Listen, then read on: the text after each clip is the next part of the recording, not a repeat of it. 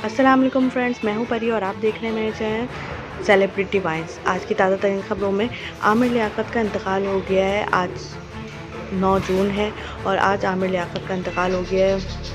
अभी ज़राए से मुकम्मल तौर पर मालूम नहीं हो सका कि हार्ट अटैक हुआ है उन्हें या उनके साथ कोई ज़्यादती हुई है या उनको कत्ल कर दिया गया है। ज़राए से मालूमात ये है कि उनके घर में जनरेटर का धुआं भर गया था। उनके पड़ोसियों का कहना है जनरेटर का धुआं बाहर तक आ रहा था। हो सकता है कि वो हार्ट के पेशेंट हैं और धुएं से उन्हें सफोकेशन हुई हो, उन्हें हार्ट का दौरा पड़ा हो या सफोकेशन होकर उनकी सांस घुट गई हो। अभी उनके पोस्टमार्टम का हुक्म जारी हो रहा है कि उनका पोस्टमार्टम हो और पता चल सके कि ये तिबई मौत है या कोई एक्सीडेंट है या इंसिडेंट हुआ है उनके साथ या उनके साथ कत्ल किया गया है उनका। अगर इनकी ज़िंदगी पे नज़र डालते हैं तो सबसे पहले इनकी शादी बुशरा इकबाल के साथ हुई, दूसरी शादी इनकी तूबा अनवर के साथ हुई और तीसरी शादी दानिया शाह के साथ हुई, जो कि अभी उन्होंने खुला दायर की हुई थी। और पहली शादी को उन्होंने तलाक दे दी थी बुशरा इकबाल को और तूबा अनवर ने इनसे खुला ली थी। और तीसरी बीवी जो है दानिया शाह भी उनसे खुला लेने के लिए उन्होंने अपना केस कोर्ट में दिया हुआ था। ज़राए से मालूम हुआ है कि उनकी तबीयत काफ़ी दिनों से ख़राब चल रही थी क्योंकि उनके ऊपर दबाव बहुत ज़्यादा था। दानिया शाह से शादी के बाद उन्होंने शायद कुछ ही दिन अच्छे और खुशगवार गुजारे होंगे, शायद एक हफ़्ता या कुछ चंद लम्हे। उसके बाद उनकी ज़िंदगी बहुत अजीरन हो गई थी। दानिया शाह से शादी के बाद उन्हें काफ़ी सारी मुश्किलात का सामना हुआ।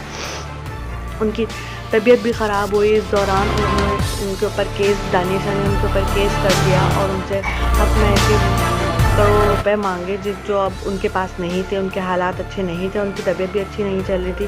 ज़राए के मुताबिक उन्होंने नशा करना शुरू कर दिया था और उनकी हालत बहुत ख़राब थी।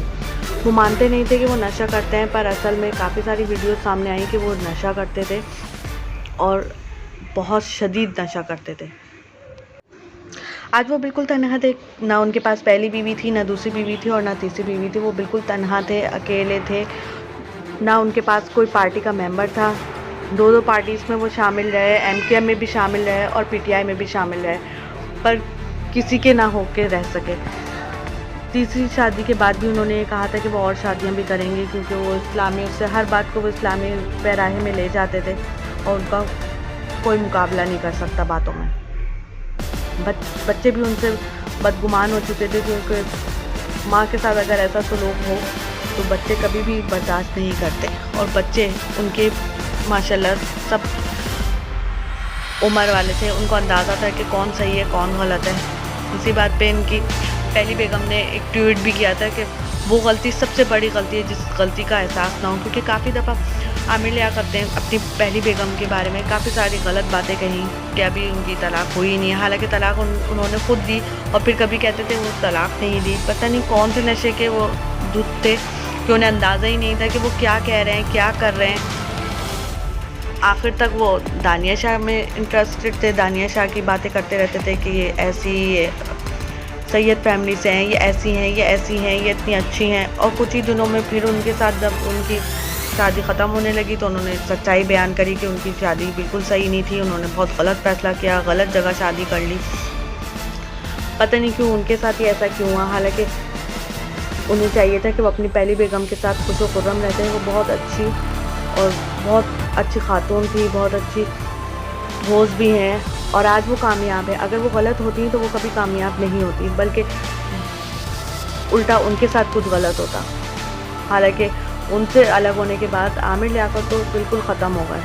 आहिस्ता आहिस्ता आहिस्ता करके उनका सारा रिकॉर्ड जो आवाम में इतनी मकबूलियत थी वो बिल्कुल ख़त्म हो गई। लोग उन्हें गालियाँ देने लगे, गलत उनके कमेंट्स, उनके ऊपर कमेंट्स होने लगे। कहीं पर भी उनकी इज्जत नहीं है और उल्टा बुशरा इकबाल और से और मशहूर होते गए। उन्होंने रमज़ान ट्रांसमिशन भी करी, बहुत मकबूल हो गई माशाल्लाह वो। और हालांकि इस दफ़ा उन्होंने ट्रांसमिशन भी नहीं, आमिर लियाकत को कोई ना मिली। आज वो जिस सफ़र पे गए हैं, अल्लाह हम सबको हिदायत दे और उनका सफ़र आसान करे और उनके गुनाहों को माफ़ करे। मेरे इस चैनल को सब्सक्राइब कीजिए और बेल आइकन दबाना मत भूलिएगा। मेरे वीडियो को लाइक कीजिए, कमेंट कीजिए और आइंदा आने वाली तमाम वीडियोस को शेयर करते रहिए। ताज़ा तरीन इत्तलात यही है कि उनका इंतकाल हो चुका है और उनको आगा खान हॉस्पिटल में दाखिल किया गया था। कुछ का कहना यह है कि वो घर में ही इंतकाल कर गए थे और कुछ ज़राए से मालूम ये हुआ है कि उनकी तबीयत ख़राब हो गई थी, नासाज थी, वो बेहोश थे। उनको हॉस्पिटल ले जाया गया पर वहाँ जा बढ़ नहीं हो सके। पड़ोसियों का कहना यह है कि जनरेटर की धुआं उनके घर से बाहर काफ़ी ज़्यादा महसूस किया गया, तो उनके घर में मालूम किया गया तो पता चला कि वो कमरे में बंद थे और वो जनरेटर का धुआं उनके कमरे में भर चुका था, जिसकी वजह से उनकी मौत हुई। अभी कंफर्म इत्तलात कुछ ख़ास नहीं है, कुछ कह नहीं सकते कि अभी क्या कंफर्म है। जब तक कि उनका बॉडी का पोस्टमार्टम नहीं होता, जब तक कुछ नहीं कहा जा सकता।